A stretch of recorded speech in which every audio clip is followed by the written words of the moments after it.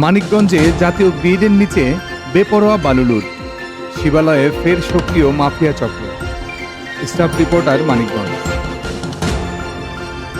মানিকগঞ্জের শিবালয় উপজেলার তেওতা ইউনিয়নের যমুনা নদীর দুর্গম আলোকদিয়া চরে জাতীয় গ্রিড বিদ্যুৎ সঞ্চালন লাইনের ৭ ও ৮ নম্বর টাওয়ার সংলগ্ন এলাকায় ভয়াবহ আকারে অবৈধ বালু উত্তোলনের অভিযোগ উঠেছে।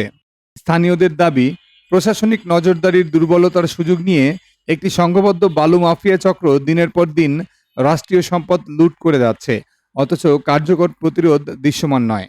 গত ৮ জুন সোমবার সরেজমিন অনুসন্ধানে দেখা যায় উচ্চ ক্ষমতা সম্পন্ন একাধিক ড্রেজার বসিয়ে যমুনা নদীর তলদেশ থেকে অবাধে বালু উত্তোলন করা হচ্ছে। স্থানীয়দের অভিযোগ, আব্দুর রশিদ ও আব্দুল করিমের নেতৃত্বে প্রভাবশালী একটি চক্র এই অবৈধ কর্মকাণ্ড পরিচালনা করছে। বালু উত্তোলন স্থলে কয়েকজন সশস্ত্র যুবককে পাহারায় দায়িত্ব পালন করতে দেখা গেছে বলেও অভিযোগ রয়েছে।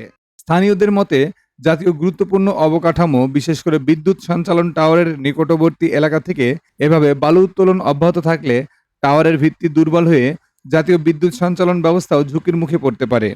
একই সঙ্গে নদী ভাঙন, কৃষি জমি ক্ষয়, পরিবেশ ধ্বংস এবং জননিরাপত্তা হুমকির আশঙ্কা ক্রমেই বাড়ছে। এ বিষয়ে জানতে চাইলে মানিকগঞ্জ জেলা প্রশাসক নাজমুন আরা সুলতানা বলেন, রাষ্ট্রীয় নিষেধাজ্ঞা অমান্য করে কাউকে অবৈধভাবে বালু উত্তোলন করতে দেওয়া হবে না। জড়িতদের বিরুদ্ধে কঠোর আইনগত ব্যবস্থা গ্রহণ করা হবে। আইন বিশেষজ্ঞরা বলছেন, বালুমহাল ও মাটি ব্যবস্থাপনা আইন ২০১০ অনুযায়ী অনুমোদনহীন স্থানে বালু উত্তোলন একটি গুরুতর দণ্ডনীয় অপরাধ। আইনের সংশ্লিষ্ট ধারায় অবৈধ বালু উত্তোলন, পরিবহন ও মজুদের সঙ্গে জড়িতদের বিরুদ্ধে কারাদণ্ড, অর্থদণ্ড, ড্রেজার জব্দ এবং অপরাধে ব্যবহৃত সরঞ্জাম বাজেয়াপ্ত করার বিধান রয়েছে।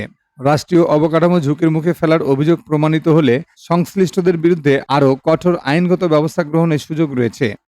স্থানীয় সচেতন মহল অবিলম্বে যৌথ অভিযান পরিচালনা করে অবৈধ ড্রেজার জব্দ, জড়িতদের গ্রেপ্তার এবং জাতীয় গ্রিড সঞ্চালন লাইনের নিরাপত্তা নিশ্চিত করার দাবি জানিয়েছে। তাদের অভিযোগ, দ্রুত কঠোর ব্যবস্থা না নিলে প্রভাবশালী বালু মাফিয়াদের দৌরাত্ম্য আরও ভয়াবহ রূপ নেবে এবং যমুনা তীরবর্তী বিস্তীর্ণ এলাকা চরম পরিবেশগত বিপর্যয়ের মুখে পড়বে।